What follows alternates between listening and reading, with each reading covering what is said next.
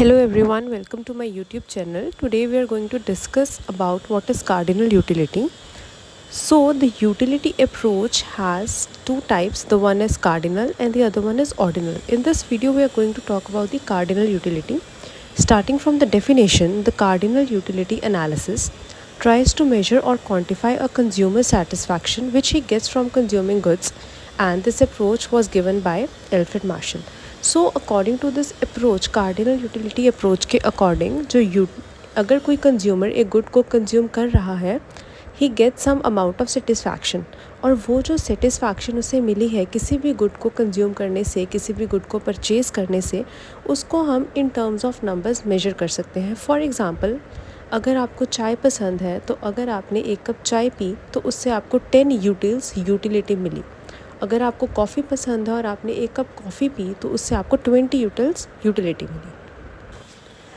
In this case जो हमें अभी 10 यूटिलिटी मिली और 20 यूटिलिटी मिली चाय और कॉफ़ी से, वो है हमारी कार्डिनल यूटिलिटी. वो कार्डिनल यूटिलिटी इसलिए है क्योंकि हम उसे मेजर कर पा रहे हैं इन terms of numbers, in terms of cardinal numbers, यानी कि 1, 2, 3, 4, 5 एंड सो ऑन.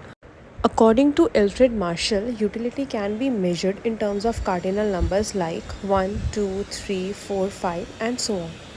हर एक इकोनॉमिक थ्योरी की कुछ एजम्पशंस होती हैं. एजम्पशंस का क्या मतलब है कि एक थ्योरी तभी ट्रू प्रूव होती है अगर उसकी एजम्पशंस, अगर उसकी कुछ कंडीशंस ट्रू होंगी.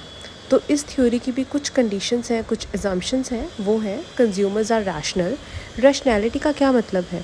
कंज्यूमर्स रैशनल होते हैं, इसका ये मतलब है कि कंज्यूमर को अपनी सेटिस्फैक्शन मैक्सिमम करनी है. द सेकेंड कंडीशन और the second assumption is utility is measured in numbers. The third assumption is marginal utility of money remains constant.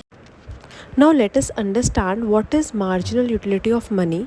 Marginal utility of money means कि अगर आपके पास 1 रुपी है और उस 1 रुपी में आप 2 packets of chips, 1 cold drink और 2 चॉकलेट्स ख़रीद पा रहे हैं, दैट मीन्स कि आप उस 1 रुपी में एक स्पेसिफिक बास्केट ऑफ गुड्स ख़रीद पा रहे हैं. So that value, that things won't change, that remains constant throughout. The fourth assumption is diminishing marginal utility. अब इसे एक रियल लाइफ एग्जांपल से समझते हैं. फॉर एग्ज़ाम्पल, आप कहीं बाहर से घर आ रहे हैं and you are very thirsty. तो आप क्या करते हैं? You take 1 glass of water and you drink it. तो फर्स्ट ग्लास ऑफ वाटर आपको हायर लेवल ऑफ सेटिस्फैक्शन देगा. When you goes to drink the second glass of water, उससे आपको जो सेटिस्फैक्शन मिलेगी वो सेटिस्फैक्शन कम होगी जो कि आपको मिली है फर्स्ट ग्लास ऑफ वाटर को ड्रिंक करने से. अब ऐसा क्यों हुआ? क्योंकि आपकी थर्स्ट तो ऑलरेडी क्वेंच हो चुकी है, क्योंकि आपने एक ग्लास पानी पहले पी लिया है. And when you proceed to drink the third glass of water, आपको शायद उससे सेटिस्फैक्शन ना के बराबर मिले या बहुत ही कम मिले. And this is how the law of diminishing marginal utility works. Moving on to the criticism of cardinal utility approach, it is that it is less realistic as utility cannot be measured in numbers. Yes, of course, utility cannot be measured in numbers. अब आप ऐसे तो नहीं बोलोगे कि आपने चाय P और उससे आपको 10 यूटिल्स मिली, आपने कॉफ़ी पी उससे आपको 20 यूटिल मिली. हम ऐसे ही बोलते हैं कि हाँ, मुझे चाय कॉफ़ी से ज़्यादा पसंद है या मुझे कॉफ़ी चाय से ज़्यादा पसंद है. तो हम रियल लाइफ में यूटिलिटी को नंबर्स में मेजर नहीं कर सकते, और यही इस अप्रोच का सबसे बड़ा क्रिटिसिज्म था. आई होप गाइस आप लोगों को मेरी वीडियो पसंद आई होगी, आपको समझ आई होगी.